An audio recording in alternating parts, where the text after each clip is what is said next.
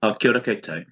The following presentation is my summary of key learnings taken from this course on what I think makes for meaningful change in an educational environment.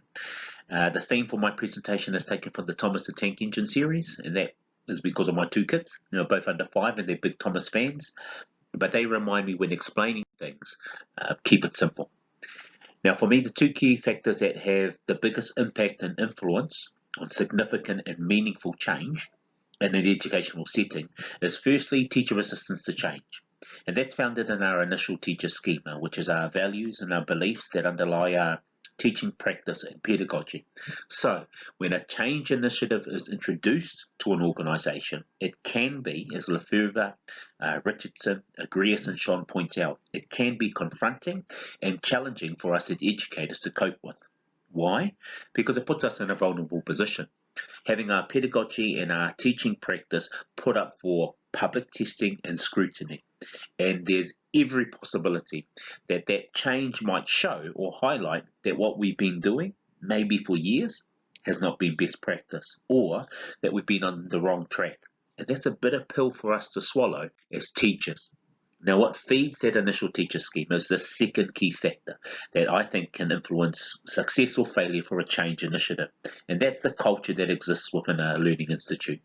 It's so deeply ingrained and embedded in a school that it can influence popular choice. And it can also feed either strong resistance or strong support for any change that's proposed.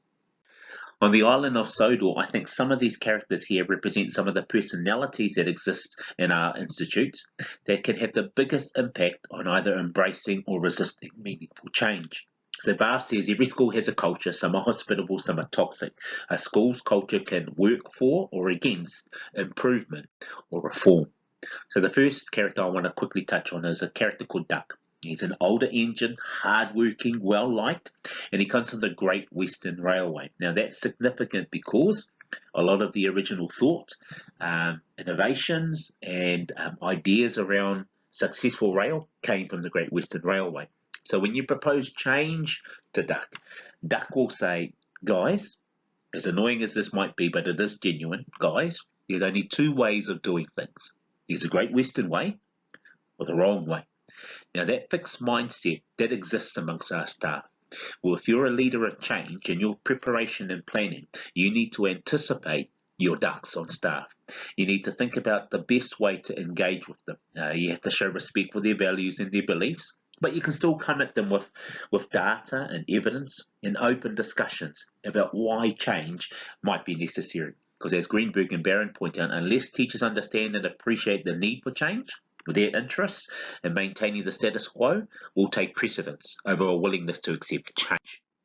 Now, Percy is the young voice on the island of Sodor. And because of his youthful fearlessness, he will speak up and he will support a new initiative. But he doesn't have the mana amongst his peers, so he'll often be shut down by older engines who know better. But if you're a leader of change, having a Percy on your team can be a good thing because they'll bring energy and passion, and if they believe in that change, they'll become the hands and feet of helping it to be realized. But the final character I want to talk to is the big blue man himself, Thomas. In my mind, Thomas is the ideal agent for change. Why? Because he has the mana of his peers. And that mana is founded in the fact that he's two things. One, he's highly relational, and two, he's highly reflective. And those are key things. He quite often puts himself out there. He gets up to so much mischief and adventure. And he is inclined to prejudge other engines based on his own thoughts, and he'll get things wrong. But because he's relational and because he's reflective, he'll own his mistakes and he'll try hard to put things right. And because of these experiences, he learns how to work with different engines and see the best in them and what makes them a useful engine despite their personalities, their quirks, or mischievous behaviours. So he is most likely to engage in an open to learning discussion with his peers. He would travel that ladder of inference with them. He'll share his thoughts about a change, hear their thoughts, and then come back up that ladder with a new and shared or collaborative vision around that change initiative. And that's a good thing.